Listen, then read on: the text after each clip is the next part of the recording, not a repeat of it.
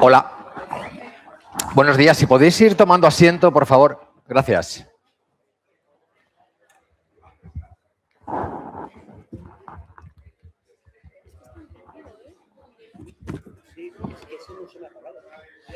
Si podéis ocupar las filas de delante, mucho mejor. No.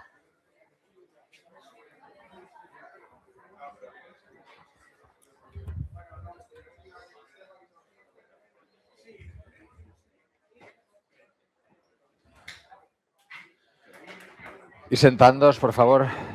Cuidado con el escalón. Hay que dar 2 micros y 2 diademas, ¿no? ¿Es así? Ah, no, los 2 micros. Vale.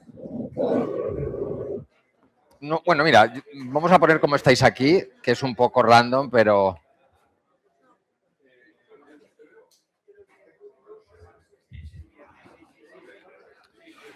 Vale, José Manuel Lorite, Juanjo Álvarez, Juan Valero, Agustín Pérez. Bueno, iremos empezando. Vale.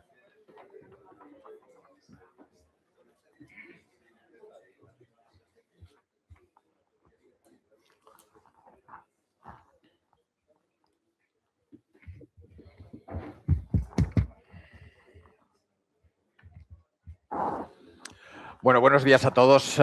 Bienvenidos a nuestro primer Aproba Lab de 2026, un foro de conocimiento, de reflexión sobre el ámbito de la vivienda que llevamos a cabo, bueno, pues desde la reflexión, desde el rigor, desde la cátedra y desde luego desde el conocimiento del sector que tiene nuestros asociados y aquellas personas que invitamos para que bueno, nos ayuden a generar conversación sobre el asunto.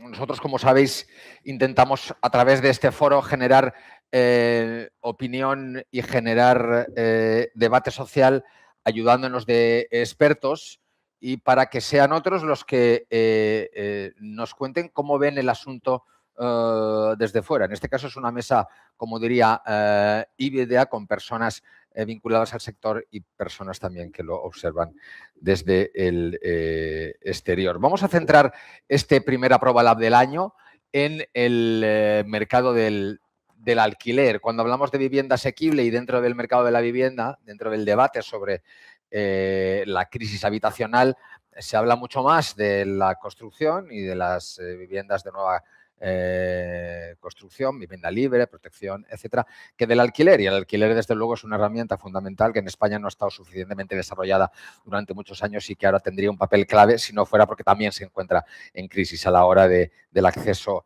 a la vivienda. Antes de empezar, quiero dar la palabra a Pablo Peñín, que es secretario del Colegio Territorial de Arquitectos de Valencia, que es quien nos acoge hoy y a quien agradecemos su presencia y su detalle al acoger este foro. Pablo, cuando quieras. Buenos días, gracias Luis. Daros la bienvenida al Colegio Territorial de Arquitectos de Valencia. Creemos que estas jornadas es interesante que se realicen en esta casa, en la Casa de los Arquitectos, donde estamos fomentando también, estamos ocupados y preocupados por todos los temas que tengan que ver con la vivienda y, en este caso, con el alquiler. Aprovecho también para deciros que justamente tenemos aquí una exposición de los compañeros arquitectos de la provincia que han desarrollado vivienda en todas y cada una de las modalidades que creo que luego se desarrollarán en la mesa. Y tiene mucho que ver con esta idea de que los arquitectos, compañeros que estáis aquí, somos también agentes fundamentales en esto de resolver este gran problema, ¿no? Y también el del alquiler. Los nuevos modos de habitar se ven identificados también en algunas propuestas muy interesantes que podáis ver allí y seguro que tienen bastante que ver con estas nuevas figuras que están apareciendo en el mercado y que hoy quizás se debatan. Simplemente daros la bienvenida e invitaros a las siguientes charlas con Aproba Lab o con otros formatos que se puedan desarrollar aquí. Simplemente daros la bienvenida. Muchas gracias. Gracias, Pablo. Bueno, después de la bienvenida institucional de Pablo Peñín, paso a presentaros los miembros de la ponencia de hoy, del debate, del análisis. A la derecha, a José Manuel Lorite, a vuestra izquierda, Managing Director en Residential and Development en DEA Capital Real Estate. Muy buenos días. José Manuel, a su lado Juanjo Álvarez, director del Departamento de Alquileres en OC Habitat. Muchísimas gracias por venir. Buenos días. Y a su lado Juan Valero, presidente de Firmus. Juan, muchas gracias por estar aquí, asociado también de Aproba. Yo os quiero proponer un debate pues, ágil, práctico. También os invito a que os interrumpáis o os maticéis en cualquier momento. Creo que tenemos al cuarto ponente. Gracias, Agustín Pérez, CEO en ATDI de Grupo Atitlán. Gracias, Agustín, por venir. Buenos días. Como digo, los debates de Aproba Lab son abiertos, son propicios para generar cierta controversia técnica si os apetece. Y bueno, lo que vamos a hacer es hacer algunas rondas sobre algunas cuestiones que ya os hemos anticipado y acabar con un bloque de conclusiones. Vamos a la primera cuestión. Yo me gustaría que hicierais una radiografía. Ya os digo, os voy a pedir brevedad en los análisis, desarrolléis las ideas como creáis oportuno, pero brevedad en los análisis para que podamos hablar de muchas cosas. Yo lo que quiero primero es que hagamos que intentemos hacer una aproximación a la radiografía actual del mercado del alquiler en España y, bueno, en la Comunidad Valenciana, si somos capaces de aproximar más el diagnóstico. Así es que, adelante, José Manuel, tú el primero. ¿Qué tal? Buenos días a todos. Lo primero de todo, muchas gracias a la Asociación de Promotores de Valencia por invitarme a este acto. Y bueno, yo, sin más, yo creo que hoy la situación que tenemos en el mercado de alquiler es una situación muy tensionada.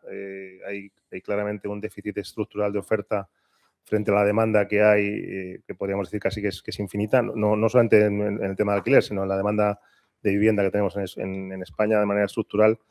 El gap entre oferta y demanda cada vez es más fuerte, el salto entre los hogares que se generan y las viviendas que somos capaces de construir, pues todos los años va incrementando y pues nos enfrentamos a un momento en el que tenemos que ser capaces de crear un marco regulatorio y fiscal estable donde seamos capaces de aportar soluciones al mercado, de construir más vivienda,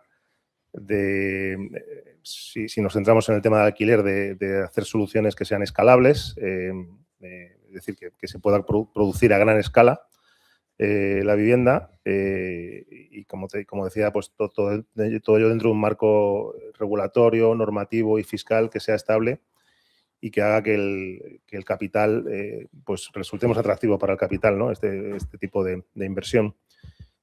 Solamente como un tema anecdótico, porque es que estamos un poco sorprendidos.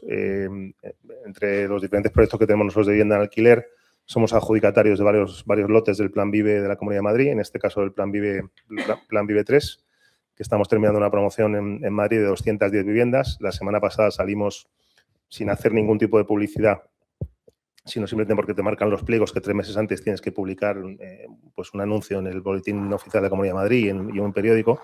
No estamos en Idealista, no estamos en ningún sitio, no nos hemos dado publicidad porque no queríamos hacerlo todavía. Y desde que abrimos la web de las solicitudes, son 210 viviendas y en menos de 48 horas hemos tenido casi 2.000 familias solicitando vivienda. De esas 2.000 hemos hecho el scoring y ya hay más de 500 que cumplen los requisitos para poder alquilar la vivienda. Eso significa que en menos de 24 horas y sin hacer ningún tipo de publicidad, más que lo que marcan los pliegos, hemos llenado la promoción. ¿Hay tensión o no hay tensión en el mercado de alquiler? Parece que sí. La tensión precisamente es el síntoma más evidente de esta crisis habitacional. No hay nadie, o parece casi imposible, poder acceder a un piso de alquiler hoy en día, más allá de propuestas premium o fuera de mercado, me refiero para la clase media habitual. ¿Algún atisbo de cambio? Es una pregunta que también os quiero plantear, aunque sea un poco al final del túnel. ¿Se observa esa luz, Juanjo, por ejemplo? Hola, buenas. Gracias por estar aquí e invitarme. Bueno, yo realmente, como trabajo en Olivares Consultores Habitat, estamos muy vinculados a la Comunidad Valenciana. Entonces, mis referencias reales son sobre todo lo que es Castellón, Valencia y Alicante. Y, bueno, por supuesto, yo llevo ya unos cuantos años alquilando viviendas y lo que he notado claramente es ese aumento que estamos comentando de la demanda. Se ha disparado muchísimo, los precios también se han disparado muchísimo. Pero yo haría una aclaración también, por lo menos aquí en la Comunidad Valenciana, y es que el tipo de demanda está cambiando. Un poco a colación de lo que me preguntabas ahora, las demandas están cambiando. O sea, ahora, por supuesto, sigue estando la familia normal y corriente que busca una vivienda y que quiere formalizar una familia, etc., etc. Pero cada vez tenemos más expatriados, cada vez tenemos más personas que, por ejemplo, el baby boom, que yo pertenezco a ese baby boom, empieza a moverse de una manera diferente. O sea, quiere a lo mejor una vivienda para poder estar con más comodidades o cerca de médicos. Estamos viendo un cambio total en el tipo de demanda. Y entonces, yo lo que me he planteado un poco es que creo que deberíamos de construir viviendas de alquiler, pero también para las tipologías nuevas que están apareciendo. Esas demandas están cambiando la forma de ver un poco la vida y, sobre todo, la gente lo que busca es mucha flexibilidad, cosa que por las normas que tenemos hoy en día no la tenemos, no tenemos flexibilidad.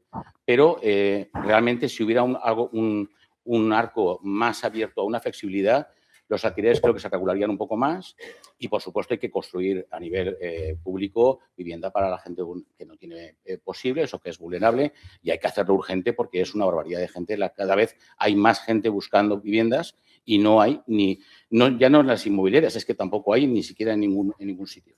Y es muy importante para mí. Juan, mercado de alquiler, ¿cuál es tu radiografía? Sí, bueno, gracias a Proba y bueno, gracias al colegio y bueno, decir que estoy aquí encantado en mi casa. Bien. Bueno, al final coincido, la coincidencia es total con los compañeros. Hay un desajuste entre oferta y demanda, pero un desajuste cada vez mayor debido a dos cuestiones. Unas cuestiones de mercado que, digamos, en cuanto a que desincentivan totalmente la inversión y los actores que están se lo piensan, ¿no? Se lo están pensando, ¿no? Que son la subida de tipos y el encarecimiento de los costos de la construcción. Y luego, por otra parte, hay a nivel legal hay una desincentivación total. Digamos que digamos, en estos momentos uno no puede subir la renta más que por debajo del IPC. Hay una fórmula polinómica que marca la ley y entonces eso te lleva a que no puedes subir la renta pues hasta o sea, no sea libre, ¿no? O no tenga o sea, no sea razonable. En un momento de inflación. Y luego por otra parte, claro, se está pidiendo a los propietarios que resuelvan temas que posiblemente que tienen que responder los poderes públicos, ¿no? De protección a los vulnerables, protección a la población. Son dos ejes, digamos, una desincentivación hacia el privado y también hacia el inversor constructor, ¿no? Hacia el negocio. ¿Ha dejado de ser negocio construir para alquilar? Sí, para mí sí. Para mí sí. Entonces, claro, ahí para los privados, a lo mejor, no lo sé si los privados tuviesen, a lo mejor tienen otra mentalidad de privados que siempre quieren están buscando una conservación del capital, que si tuviesen una normativa legal, digamos, cómoda, podrían continuar para los profesionales, digamos, todos los puntos son negativos. Agustín Pérez. Bueno, muchas gracias a todos. Como decir, yo creo que coincido todas las reflexiones que habéis hecho. Yo creo que el mercado de alquiler, desde el punto de vista de inversión, hay una primera que se ve afectada por la subida de tipos de interés. El momento en que los tipos de interés suben, para el promotor se pone mucho más exigente la renta que tiene que pedir para que los números sigan saliendo, y eso es lo que llevamos viendo en los últimos 4 o 5 años, en el que el mercado de alquiler de Build to Rent se posiciona en una situación en la que para el institucional ya no es negocio, ya no hay tanto interés en invertir, ya no hay tanto interés en desarrollar nuevos edificios para poder alquilar. Se produce una reducción de oferta de alquiler relevante debido a eso, y adicionalmente, como decís, la demanda, empezamos a vivir en Valencia, en Madrid, en Barcelona, crecimientos de población mucho mayores de los que estábamos acostumbrados, con lo cual tienes menor oferta, una mayor demanda, y eso produce un crack en todos los sitios donde la gente quiere vivir y quiere establecerse. Como decís, yo creo que es muy relevante lo que hablamos antes de qué tipo de demanda hay ahora.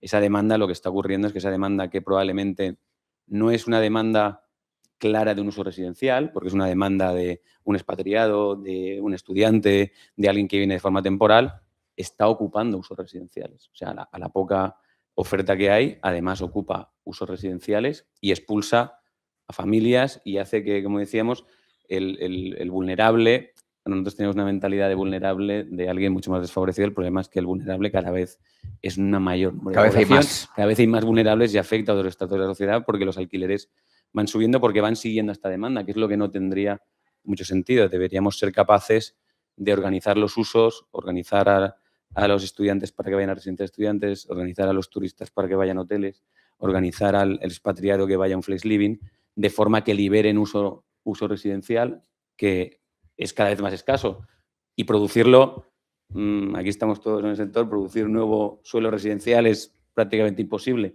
Tardaremos 20 o 25 años en ver nuevo suelo residencial, con lo cual hay que cuidar mucho el suelo residencial que tenemos en las ciudades, y yo creo que las políticas tienen que ir encaminadas primero a esa reorganización de usos, a desarrollar activos que permitan que esa demanda se aloje en otros sitios, que liberen uso residencial. En Valencia tenemos 40.000 estudiantes.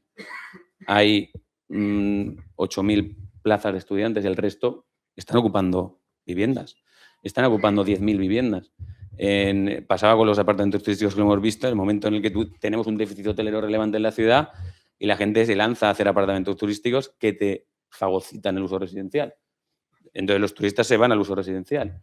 Eso sin contar que no tenemos datos de cuántos expatriados, cuántos nómadas digitales están ocupando también uso residencial, cuando además es una demanda que podría ir perfectamente a otros usos. Y sin embargo sí que hay suelo terciario en la ciudad que se ha empezado a desarrollar y ha empezado a liberar. ¿Cuánto tiempo tarda Valencia en generar suelo residencial para 10.000 viviendas? Los países que hay ahora ni siquiera casi suman 10.000 viviendas y llevan 20 años pendientes de aprobarse. Yo creo que hay un esfuerzo desde la administración local, y eso es un ámbito local y autonómico, que yo creo que es más sencillo, y falta también dar seguridad en ese tipo de usos, dar una normativa solvente que se pueda invertir para que esos usos terciarios se desarrollen y liberen el uso residencial que se está ocupando y que está haciendo que crezca el alquiler de manera que expulses a mucha parte de la población. Es un diagnóstico, has señalado el diagnóstico, pero también has empezado a señalar las soluciones. Aprobalab no solo se encarga de hacer un dibujo de la situación del ecosistema de la vivienda, sino que también nos interesa mucho ir aportando soluciones. Vamos a esa fase, vamos a ese segundo bloque de análisis que queremos dedicar a las soluciones sobre la regulación fiscal, sobre la colaboración público-privada y, como dices, a lo mejor con la reorganización de los usos. Yo no sé si tiene que ser, ahora empiezo contigo, no sé si esa regulación consiste en acciones normativas o en la generación ordenada de otras herramientas como otro tipo de alojamientos para que, digamos, de forma natural las personas que necesitan alojarse vayan a sus lugares adecuados y que a las residencias, a las casas, vayan las familias, ¿no? Yo creo que hay una parte normativa, porque son usos que son muy nuevos, son usos que la normativa actual no regula. Están empezando, en Valencia se ha empezado y está en tramitación una modificación de las normas urbanísticas para intentar adaptarlo, pero yo creo que es una parte, porque hay más administraciones, está turismo, está comunidad, hay un montón de administraciones que hoy, si consiguiéramos dar más seguridad jurídica para que esos centros se desarrollaran y con más agilidad, porque al final aquí también es un tema de tiempo, Si entre un suelo que está pendiente de alguna tramitación urbanística, tardas 2 años en hacerlo, luego tienes que tramitar una licencia y luego lo pones en marcha y tardas 4 o 5 años, o sea, es verdad que solucionarás a medio plazo, pero es verdad que la emergencia que tienes hoy en la ciudad es mucho mayor. Yo creo que la normativa puede favorecer, y hemos visto en Valencia como una agilidad en licencias ha permitido que se desarrollen muchos más de estos usos y mucho más usos residenciales.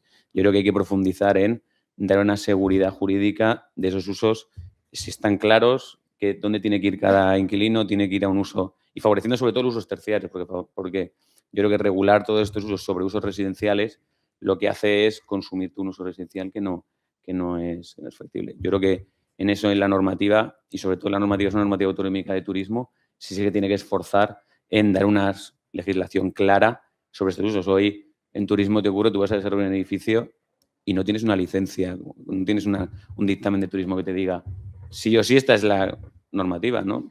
Tú te estás expensas al momento en el que acabas el edificio si esa normativa cumples o no cumples. Es demasiada inseguridad la que tenemos delante de los promotores, que debería poder solucionarse dando una seguridad jurídica el día 1 cuando vas a desarrollar un edificio y tener la normativa clara que tienes que cumplir y que no, y tener una directriz clara. Yo creo que a eso sí que falta esfuerzo, pero porque es un tipo de uso muy nuevo. Todas las comunidades, y aquí tampoco hay una coordinación entre lo que hace Madrid, lo que hace Barcelona, lo que hace Valencia, y eso también hace que todavía sea más complejo la inversión en estos usos, ¿no? Siempre comentáis, los expertos, la necesidad de generar seguridad jurídica, Juan, respecto a la regulación y a temas como la fiscalidad o la colaboración público-privada.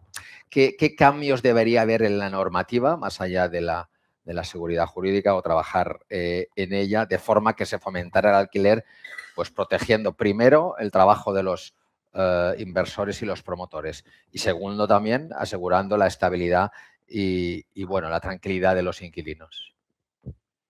Bueno, ahora voy a ser, aprovechando que soy yo creo que soy el mayor de la mesa, voy a hacer, claro, al estudiar todos estos temas, ¿no? Claro, al final te das cuenta que en la época, digamos, anterior a la democracia, había una situación similar. Había una legislación que protegía sobremanera a los inquilinos, como la que hay actualmente. Había la seguridad jurídica, ya no sé cómo estaba, pero vamos, eso se puede arreglar. Entonces, claro, para mí, claro, por aquel entonces, en el año 85 surgió la Ley Boyer, y la Ley Boyer liberalizó liberalizó el alquiler, y vamos, fue una normativa que por lo menos en mi casa, digamos, nos permitió, digamos, invertir en vivienda de manera masiva, y vamos, teníamos un patrimonio de alquiler importante y que funcionaba. Ahora, digamos, en este momento, no se me ocurre invertir en un edificio de alquiler de viviendas. Por todas estas razones. Por otra parte, en cuanto a temas legales, temas fiscales, ¿qué ha pasado? Que hay un régimen técnicamente se llama EDAB, que es que para digamos, sociedades tenedoras de viviendas, que tengan más de 8 viviendas, digamos, había unos beneficios fiscales importantes. Esos beneficios, en el año, creo que fue el 2021, se quedaron reducidos a la mitad. Eso también desincentivó, y esto tenía que volver a cómo estaba, ¿no? Y luego, por parte por parte de la seguridad jurídica, claro, claro, aquí el problema que tenemos es la lentitud que hay en los tribunales, y los tribunales se desatascasen. No habría, yo creo que no habría mayor problema.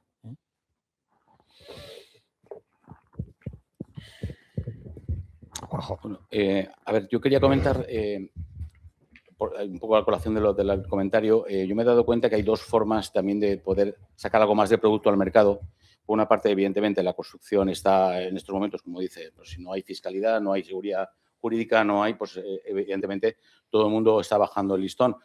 pero voy a contar algo que me pasó hace 2 meses y es que me llamó un periodista de las provincias para hacer un artículo porque nos habían llegado aproximadamente unos 500 ingenieros técnicos para la 4ª planta, la zona de Sagunto, que están ahora construyendo todas las naves industriales, para las baterías, para el complejo logístico de Zara, para Mercadona, en fin, hay un montonazo de empresas allí y evidentemente no paran de llegarnos Departamento de Recursos Humanos pidiéndonos viviendas para poder colocar temporalmente en algunos casos y otros casos para larga estancia. Entonces, bueno, se enteró este periodista y me hizo una entrevista y salió el artículo. Lo curioso fue que, además lo comentamos todo el equipo, que durante las semanas siguientes nos llamaron un montón de gente del puerto de Sagunto, de Moncófar, de toda la zona norte, ofreciéndonos sus casas, pero que no querían nada de larga estancia, solamente a nivel temporal, que no querían compromisos con familias y demás. Entonces, claro, me quedé un poco, pero digo, ¿cómo puede ser que haya tanta vivienda ahora mismo en el puerto de Sagunto que no esté en el mercado porque es de segunda mano, por herencias o porque están libres por algún motivo? Entonces, habría que hacer también un esfuerzo fiscal a nivel del gobierno para poder sacar este tipo, darle unas garantías a la gente para poder sacar producto al mercado. Que está claro que no es la panacea, pero bueno, si de ahí podemos solucionar una parte del problema, pues bienvenido sea. Eso es un poco lo que yo quería comentar. No sé si son fiscales o son de otro tipo, porque lo que tiene este tipo de propietarios es temor a que, bueno, ¿temor a qué? ¿Temor a qué? Sobre todo es el impago. O sea, los 3 puntos de alquiler son los mismos, han sido siempre. Es que me cuiden la casa, que no me falte el pago y que yo pueda utilizar la casa cuando yo la necesite. Claro, todas las normativas están al contrario y entonces, evidentemente, les da mucho miedo y no quieren hacerlo. Hay muchos compromisos y ahora mismo, por ejemplo, tenemos el caso de que se vota el día 28 una ampliación de prórroga de 2 años más. El que esté esperando coger la vivienda para poder venderla o para poder utilizarla para un familiar o para un hijo, automáticamente se puede quedar sin vivienda durante 2 años más, con lo cual es un problema. Entonces, lo que estamos creando es más inseguridad y no más seguridad. Y luego está el tema de los impagos, que, en fin, nosotros, por ejemplo, estamos dando unas garantías para los clientes para intentar que la gente quede tranquila y pueda cobrar, porque los seguros encima también se los están cobrando a los propios propietarios. Entonces, todo esto lo que está haciendo es que al final la gente tenga más coste, más gasto. Cuando va a declarar en la renta, en vez de un 60, la tiene un 50 y estamos quitándole beneficios a que la gente saque sus casas al alquiler. El Estado tiene herramientas para intervenir y tiene herramientas para solucionar esta cuestión. No las aplica, sin embargo, sí que se están aplicando por parte de la Administración, sobre todo administraciones regionales, algunas soluciones que quiero que me deis vuestra opinión sobre su viabilidad o no. Por ejemplo, topar los alquileres. Eso es una solución, como dicen algunos, pero dicen otros que precisamente todo lo contrario. ¿Cuál es vuestra opinión? Ya se ha visto de Barcelona que no. Sí, efectivamente. Yo, antes de responder tu pregunta, simplemente para que la gente entienda quiénes somos, y no es una cuña publicitaria, os voy a explicar quién es DEA Capital. DEA Capital es el brazo inversor del grupo italiano editorial de Agostini. Tiene varias líneas de negocio y DEA Capital es el vehículo mediante el que invierten. Solamente porque os hagáis un poco idea del tamaño, en Italia somos más grandes que Merlin o Colonial aquí en España, ¿vale? En España llevamos 6 años y medio, 7 de historia con la sucursal abierta aquí en España y hoy tenemos 2 vehículos de vivienda en alquiler, y por eso lo decía, ¿vale? Uno de 1.800 viviendas del famoso Build to Rent tradicional con el que todos empezamos hace 4 o 5 años, vivienda de alquiler libre, de las cuales tenemos 600 aquí en Valencia, en Quart de Poblet, y 300 en Alicante. Y luego, desde hace un par de años hemos girado, como no salen ya los números del Build to Rent tradicional, estamos desarrollando vivienda en alquiler bajo el formato concesional. En la Comunidad de Madrid la colaboración público-privada está funcionando muy bien y hoy nosotros somos adjudicatarios, el mayor adjudicatario del Plan Vive 4 con 2.000 viviendas, somos adjudicatarios del Plan Vive 3 con otras 200 y pico viviendas y tenemos otras 1.000 viviendas, 800 y pico viviendas de concursos ganados con diferentes ayuntamientos. Es decir, tenemos un parque de vivienda en alquiler, parte operándose, parte en construcción, de unas casi 5.000 viviendas, ¿vale? Antes de seguir con tu pregunta, quería también matizar respecto a las primeras cosas que hemos estado comentando, que es que no solamente hay que hablar de los operadores, también ha cambiado el tipo de inquilino que tenemos hoy en nuestras promociones. Ya no solamente, por supuesto, a quien más falta le hace vivienda es a la gente joven, pero no solamente hay gente joven alquilando vivienda, hay familias, hay profesionales con movilidad geográfica, hay gente que pudiendo comprar prefiere alquilar porque busca esa flexibilidad y sobre todo lo que busca el inquilino es pues la calidad de los servicios, la calidad de las amenities o zonas comunes que le ofrece la promoción, la calidad de la gestión profesional del alquiler, que se te estropee algo y que el propio operador te lo pueda arreglar y demás. Y entonces, por lo tanto, nosotros los grandes tenedores tenemos que centrarnos en lo que es la experiencia del inquilino disfrutando de la promoción, ¿no? Era por matizar lo anterior, ¿no? Con respecto a todo lo que estabais comentando de la fiscalidad y demás, pues no puedo estar más de acuerdo con lo que comentaba Juan al respecto del tema de la SEDAF. No tiene ningún sentido que se crearan las entidades de alquiler de vivienda para facilitar y fomentar la construcción de vivienda en alquiler principalmente asequible, y todos los que somos concesionarios de viviendas en alquiler que son parcelas que no son residenciales, que son parcelas demaniales de las comunidades autónomas y demás con otro uso que se ha modificado el uso para que se pueda hacer vivienda en alquiler. Como el uso no es vivienda, no está muy claro si puedes acogerte al régimen EDAF o no, y el impacto fiscal es muy grave. Tampoco tiene ningún sentido que el que construye, como va a ser el que opera, no pueda desgravarse el IVA. Esto también tiene un impacto fiscal muy gordo. En el que solo podías, si la oferta no la puedes tocar, la demanda que tenemos en Valencia parece que va a continuar siendo muy fuerte porque cada vez es una ciudad activa para vivir, cada vez está viniendo más gente, se están creando proyectos industriales para venir cada vez y es economía y es actividad, no podemos ir en contra, solo faltaba ir en contra del dinamismo que está dando a la ciudad. Entonces, las herramientas vienen primero por generar el mayor suelo posible y eso es verdad que es un pacto, yo creo que no solo hay una parte local y de administración autonómica que ponga las herramientas y agilice lo que ya tenemos planificado, pero incluso el generar el nuevo suelo, que es una herramienta más a medio plazo, yo creo que es algo que está pendiente y ha sido un plano estatal y europeo el que podamos generar suelo para vivienda, sobre todo la que más necesaria es vivienda de protección, que se pueda generar de una manera radicalmente distinta como se está haciendo hoy. Las nuevas, yo creo que todo el mundo, en todas las administraciones, hay una voluntad de agilizar, pero todas las agilizaciones son microagilizaciones que no permiten que la cadena de producción del suelo se acorte realmente. Cuando sí que tienes herramientas a nivel europeo que te permiten un suelo rústico como era el de PowerGo, transformarlo en una industria, cambiar el urbanismo, reparcelarlo, expropiar y hacerlo todo en tiempo récord. Buscar una herramienta que fuera similar para principalmente vivienda de protección, creo que daría esa protección al colectivo que efectivamente se está quedando fuera y que más problema tiene. Yo creo que eso por el lado del lado de la oferta de suelo residencial. El mundo del alquiler, yo creo que habéis apuntado todo, el mundo del alquiler además tiene el problema de una regulación que está trasladando una protección de determinados colectivos al privado.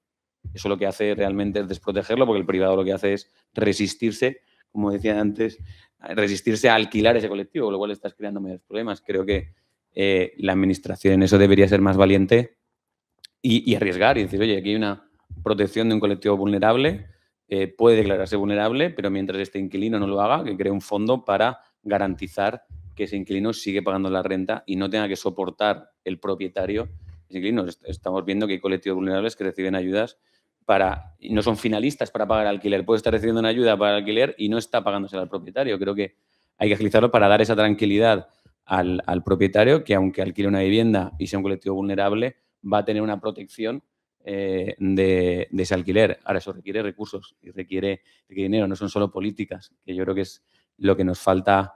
En España salían ratios de la inversión que tenemos en vivienda a nivel español, comparados con un modelo como el de Viena, que todo el mundo lo ve un paradigma como una ciudad en la que ha mantenido el precio del alquiler, ha mantenido el precio de la vivienda, hay un montón de vivienda pública, pero lleva invirtiendo 10 o 20 veces más en vivienda que en España en los últimos 50 años. Ese es el cambio que hay que hacer.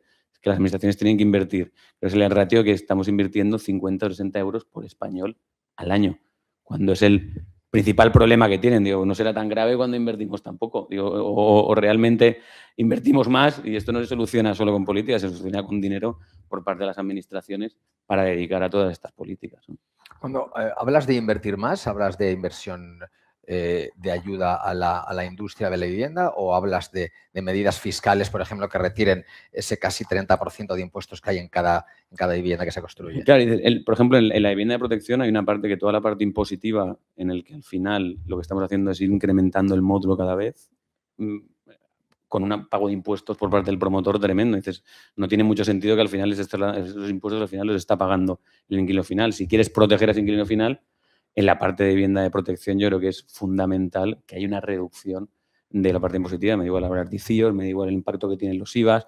Hay un montón de herramientas fiscales que tendrías que poder reducir para que esa vivienda de protección fuera una vivienda que pudieras alquilar a unas tasas más bajas, porque ya la vivienda de protección estás empezando a tener un módulo que a una tasa del 5,5 y estás en alquileres de 1.200, 1.300 euros. Si quieres dar alquileres a 800, oye, retira esa parte de costes que tiene que pagar el promotor y al final los precios están tasados. Sería algo razonablemente útil para que conseguir mantener los precios de alquiler de vivienda de protección más bajos, que es lo que tratas de proteger, ¿no? Juan, ¿hasta qué punto la limitación al alquiler turístico, lo hemos visto ya en bastantes ciudades de la Comunidad Valenciana y en otras, puede suponer una liberación o una bajada en la presión hacia el alquiler a las familias, o puede fomentar el alquiler? ¿Es el alquiler turístico de verdad tan grave para la cuestión residencial? Sí, a mi juicio parece que no es el problema. O sea, ahora estamos estudiando la modificación puntual que del Ayuntamiento de Valencia, del Plan General para los usos hoteleros, y entonces ahí viene un estudio de la saturación de los distintos barrios, distintos distritos de la ciudad. Solamente están saturados de verdad, o sea, con índices yo creo que por encima del 20%, digamos, el casco histórico, la Ciutat Vella y los poblados marítimos. El resto de distritos, excepto, también está saturado la parte de Beniferri. El resto de distritos no tiene ese índice de saturación. La media es del 2% de índice de saturación. Parece que ese no es el problema. Lo que sí que ocurre es que, claro, hay el problema del inversor local, de la family office y demás, que quiere, claro, como maximizar su beneficio, y entonces sí que el alquiler turístico, digamos, es más rentable que el alquiler, digamos, a largo plazo, ¿no? Entonces ese es el problema. Entonces se ha creado, un incentivo positivo, ¿no?, frente a este tipo de inversiones, como decía antes, una desincentivación de la inversión en este tipo de producto, ¿no? Juanjo, ¿qué tres medidas debería tomar el Estado para proteger al inversor particular y que no se viera expulsado del mercado, que es lo que estabas antes explicando? Sí, más o menos lo que explicaba antes. O sea, lo principal es dar seguridad jurídica, porque el problema que hay es que tiene mucho miedo el arrendador a dar su vivienda a una familia o a un expatriado o hasta incluso un estudiante. ¿Por qué? Tiene miedo. Hay que tener en cuenta que el pequeño propietario es cuando se habla de los grandes tenedores en España son los pequeños propietarios, en una proporción brutal. Lo digo porque a veces se generan declaraciones y verdades tópicas que no acaban siendo verdades realmente. Para nada, porque ayer mismo, por ejemplo, estuve en un apartamento en la playa del Puig que tienen por el alquiler porque ya no van sus hijos, y me costó una hora hablar con ellos y explicarles todo el procedimiento que hacemos para intentar evitar todos los problemas que van saliendo en el caso del arrendamiento. Y al final, por ejemplo, en este caso me dijo, mira, Juanjo, yo solamente lo voy a alquilar a nivel temporal. No quiero vulnerabilidades, no quiero niños, o sea, todos son pegas. ¿Y por qué? ¿Por qué ocurre esto? Pues porque salen noticias todos los días en prensa que a una familia se ha quedado, que alguien ha cometido un impago y se queda en la vivienda, que no puedo recuperar la casa para un familiar. O sea, todos los problemas que que tiene el alquiler ahora mismo en larga estancia nos lo están transmitiendo a las inmobiliarias. Nosotros estamos buscando pequeñas soluciones porque no hay grandes soluciones, evidentemente. Y entonces yo creo que lo principal para poder evitar un poco ya esto es primero dar una garantía de que si hay un impago se va a poder echar a esta persona porque no está pagando la renta, está incumpliendo el contrato. Por supuesto, la inquiocupación y la ocupación es un problema gravísimo porque la gente además tiene mucho miedo, lo notamos en todas las visitas que hacemos, tanto yo como el equipo comercial. Y mucha gente... ¿Es un miedo real basado en Sí. hechos reales o es una psicosis? A ver, si hablamos en Valencia, sí que es verdad que hay algunos barrios que hay problemas físicos reales. Pero, por ejemplo, ahora mismo, ayer, en la playa del Puig no hay ningún problema de ocupación que sea exagerado. Pero el miedo, hay una parte, a veces es infundado y otras no, pero está ahí. Y entonces incluso me comentó esta clienta de poner una alarma para evitar que entraran por si acaso, porque si lo publicas ya está en el mercado. En fin, todos son miedos. Y claro, luchar contra todos los miedos de una familia es muy difícil. Porque además no solo interviene una persona. Normalmente cuando va a alquilar a alguien interviene un matrimonio, o una familia, o unos hermanos, unos herederos. Entonces, claro, ahí hay un problema muy grave. Entonces, por ejemplo, el tema de que estuviera garantizado también el posible impago por mediación del gobierno de alguna manera, para que los seguros de garantía de impago estuvieran cubiertos o pudieras actuar brevemente contra esos inquilinos, es vital para esta gente, vital. Y, por supuesto, luego hay que también tener claro que hace unos años los contratos de larga estancia eran de 3 años, ahora han pasado a 5, pero bueno, con los nuevos cambios y parches que están poniendo, pues ahora puede ser hasta 7 o hasta 9. ¿Qué ocurre? Que si una familia necesita la vivienda durante todo ese periodo de tiempo, claro, ahí hay un choque de trenes. Entonces, hay mucha gente que no quiere poner sus viviendas en alquiler por el largo periodo. Entonces, yo creo que hay que flexibilizar un poco que pueda recuperar una familia, ¿no? Yo no hablo de grandes tenedores, que ese sería otro hándicap, pero por eso hay que regular las cosas y hay que hacer normativas que delimiten un poco dependiendo de quién es el arrendador y quién es el inquilino. José Manuel, estabas diciendo que DEA Capital sobre todo opera en el centro de España, en Madrid. ¿Cuál es vuestra evaluación, si la habéis hecho, sobre las posibilidades que tiene la Comunidad Valenciana como un ecosistema óptimo para invertir, para alquilar, por ejemplo? Bueno, muy bueno porque, como ya he explicado antes, en la Comunidad Valenciana estamos desarrollando 900 viviendas, 600 aquí en Valencia, en Cuart-de-Poblet, y 300 en Alicante. Es verdad que hoy el invertir para alquilar en suelo libre o alquiler libre, el Build to Rent que conocimos en España, como decía antes, hace 4 o 5 años que invertíamos todos, hoy está muerto. Hoy no saben los números. La escasez de suelo ha hecho que el precio del suelo esté imposible. Los costes de construcción han subido muchísimo y van a seguir subiendo, como no pare la guerra de Irán. Y además la financiación, los tipos también han subido y van a seguir subiendo con el tema de la guerra. Luego, hoy el alquiler, el Build to Rent, como lo hemos conocido, yo creo que no hay ninguno, casi ninguno, entrando hoy. Los que estamos es porque entramos hace 4 o 5 años cuando el suelo era más barato y la construcción era más barata. Valencia es un destino claro para el inversor. Tiene un índice demográfico perfecto, tiene una ubicación estupenda, tiene una capacidad de atraer nuevos habitantes maravillosa. Y, por supuesto, es la tercera o la cuarta ciudad de España con foco atractivo para inversor, ¿no? Yo como entraría ahora mismo en Valencia como inversor, entraría para hacer vivienda asequible, vivienda en concesión, ¿vale? Porque creo que hoy la única posibilidad de hacer vivienda en alquiler es con la colaboración público-privada.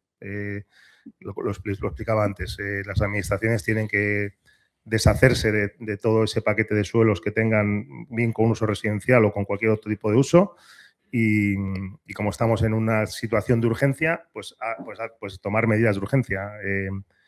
Hay que cambiar el uso de esos suelos con carácter urgente, hay que saltarse la normativa si es necesario para poder dar vivienda a los ciudadanos. Habría que, pues también lo decía antes Agustín, a lo mejor si estamos en una situación de urgencia, a lo mejor hay que quitar el ICIO de la construcción o el IVA, reducirlo durante 5 o 7 años hasta que seamos capaces de producir un parque de viviendas que palie el problema que tenemos. Entonces, yo ahora mismo en Valencia, de hecho lo estamos analizando, entraría en formatos de colaboración público-privada. Estamos hablando de nuevos modelos frente al alquiler tradicional. ¿Qué recorrido tienen, Agustín, los nuevos modelos de alquiler, como el co-living, el senior living, etcétera? Y si y optimizar esos modelos es una de las soluciones, porque parece que el problema no es tanto en los modelos, sino es un problema más estructural.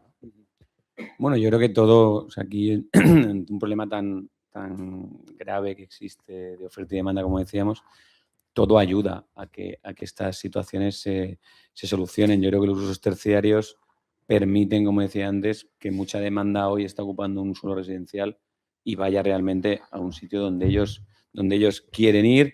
Un expatriado puede ir a un complejo de flex living con mucha más flexibilidad, puede estar 3 meses, luego irse, luego volver otros 2 meses, no tiene ninguna traba, no tiene que poner fianzas, no tiene que hacer muchas tramitaciones mucho más complejas y va a encontrar complejos que se adaptan más a sus necesidades. Un estudiante le ocurre exactamente igual. Hay un montón de demandas hoy en la ciudad que se pueden cubrir con usos terciarios. Yo creo que lo que no tiene sentido es estar siempre dando el uso residencial solución a todas las demandas, da igual que sea turístico, los apartamentos turísticos, de estudiantes, de todo lo que haya, que sea el uso residencial que lo dé. Eso es lo que no tiene, yo creo que no tiene sentido. No es la única solución, sin duda, pero yo creo que, decíamos antes, si desarrollas 10.000 plazas de estudiantes, estás desarrollando 3.000 viviendas que no se están ocupando por estudiantes. Yo creo que es mucho más sencillo el desarrollo de estos activos que el generar nuevo suelo. Yo creo que es algo que sin duda ayuda mucho a que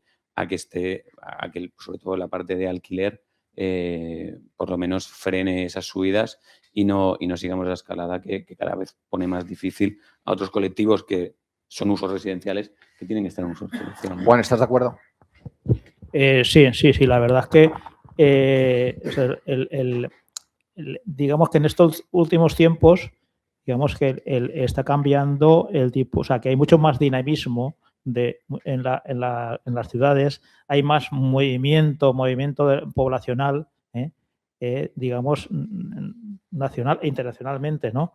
Entonces, este tipo de nuevos usos, digamos, pues son capaces de absorber estos clientes, estos nuevos clientes, ¿no?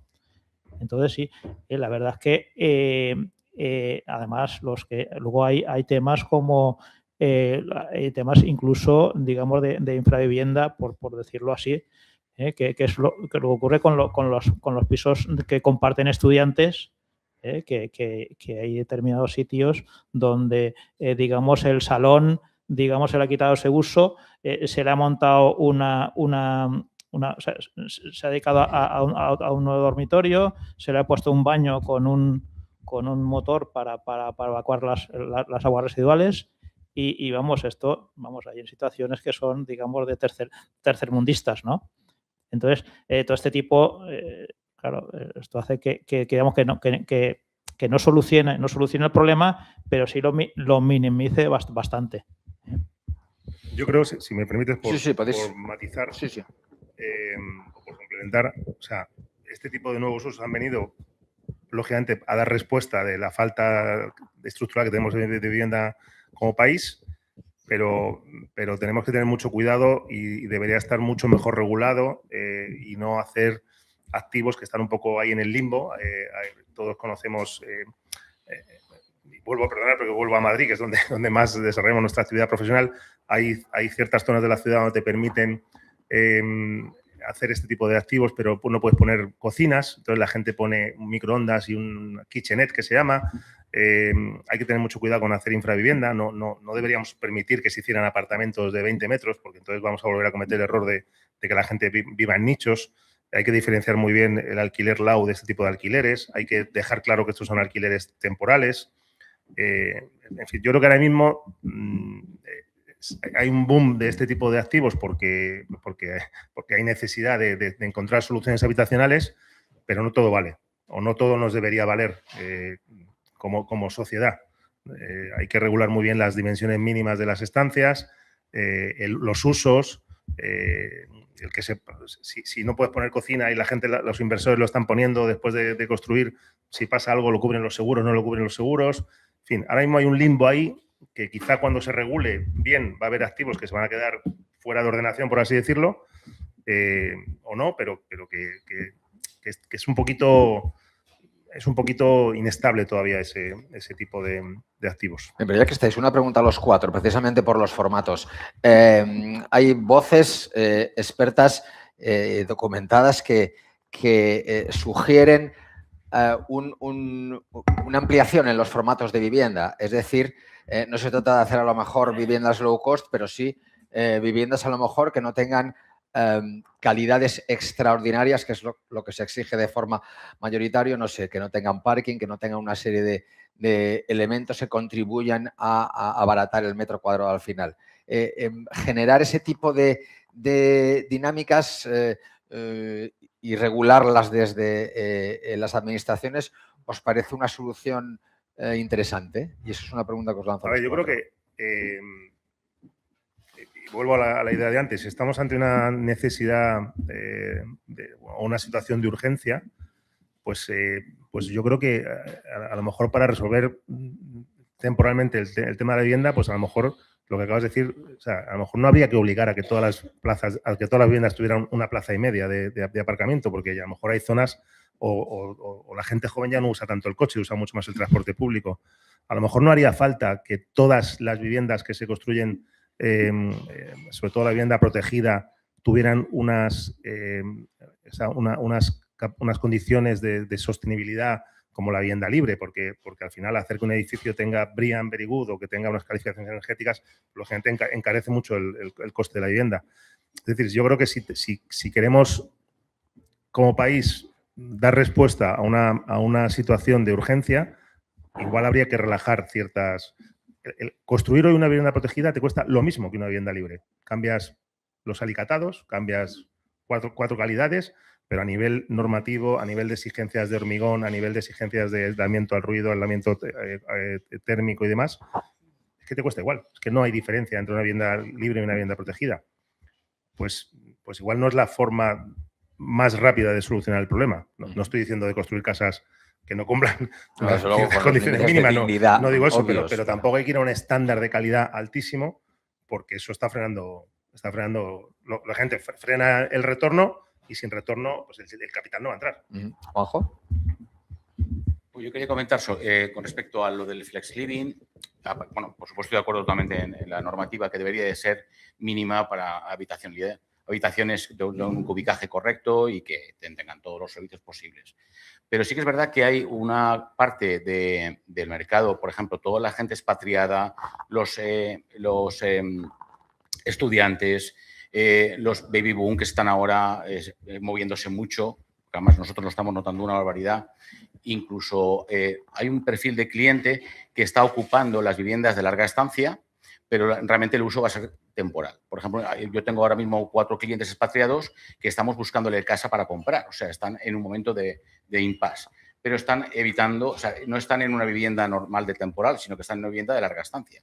Entonces, todo eso puede ayudar también a que poco a poco, o sea, si pudiéramos tener más construido para flex living y para todos los formatos nuevos que hay, que evidentemente son los que son más correctos para ese tipo de perfiles, tendríamos también algo de salida con respecto a más viviendas en larga estancia.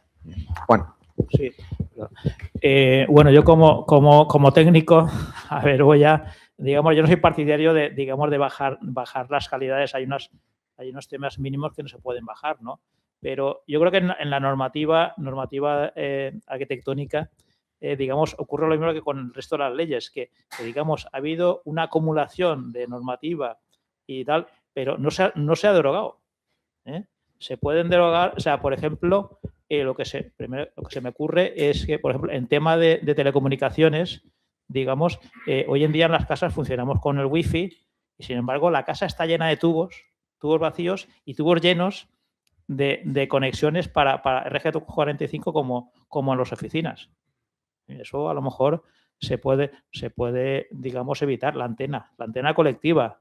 Pues hombre, si todo el mundo nos conectamos, esto no sé si funciona hoy en día, pero muchas veces me extraña verla, ¿no? digamos que digamos, en las zonas, el elemento térmico se podría matizar, bueno, ya está matizado, no matiza por zonas. Digamos que se puede hacer un uso racional de todas estas técnicas vamos, para conseguir una habitabilidad pues coherente, ¿no?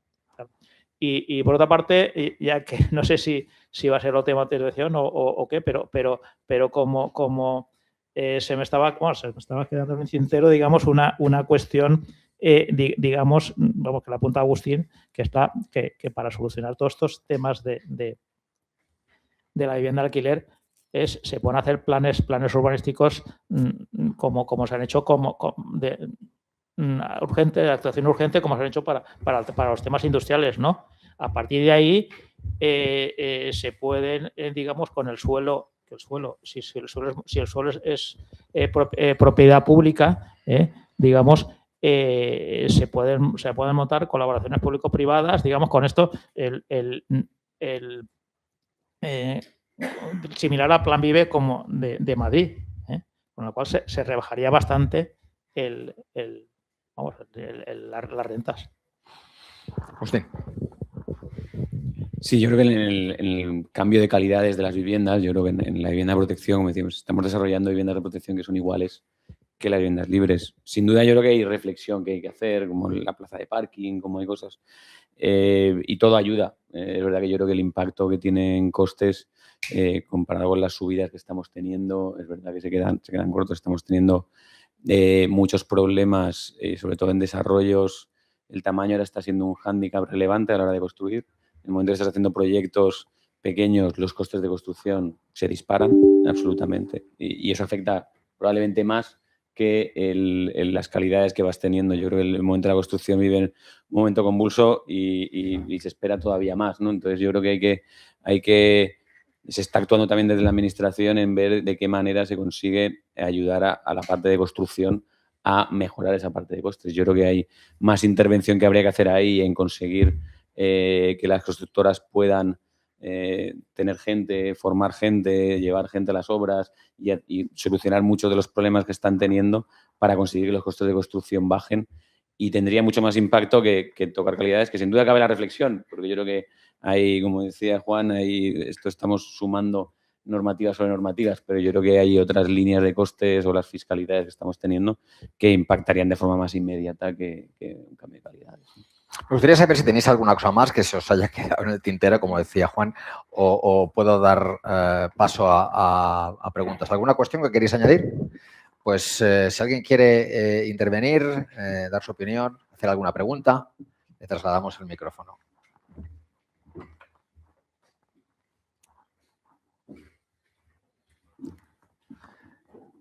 ¿No preguntas, no cuestiones? Pues vamos al café y por ahí. Vale, es que...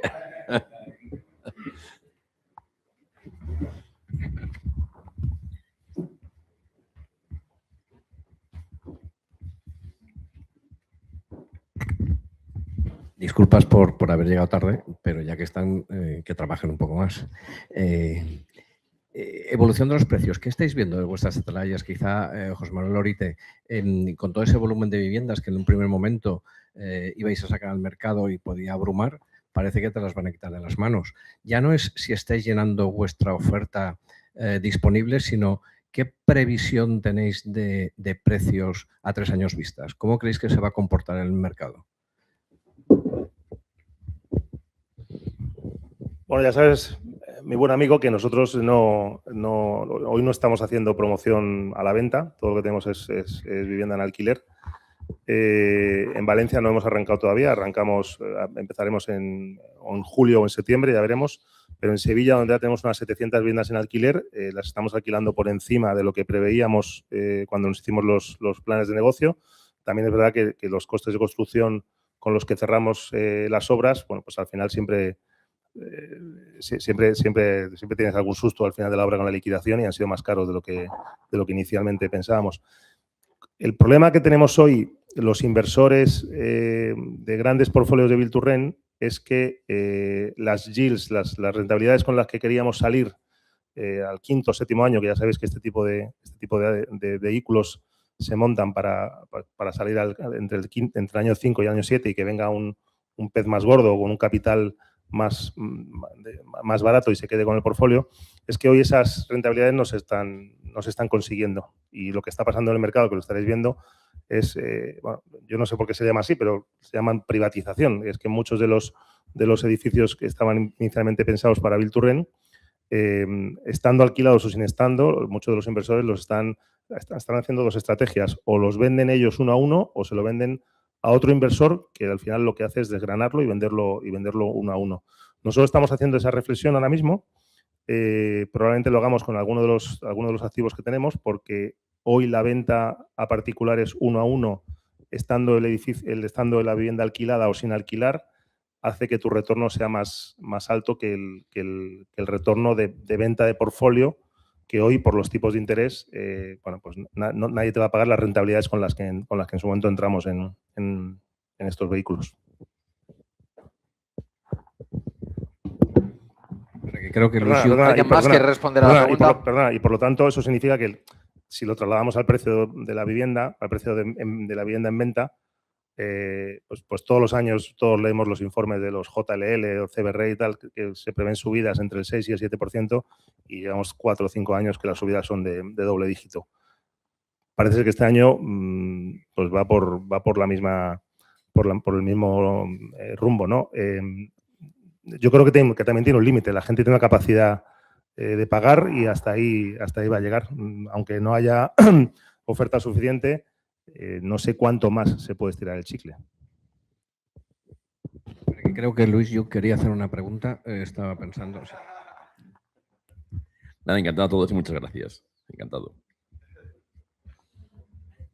¿No hay pregunta? No. ¿Alguna cuestión más? Pues José Manuel, Juanjo, Juan, Agustín. Sí, no ha querido responder nadie más, así que muchas gracias. Un aplauso, por favor.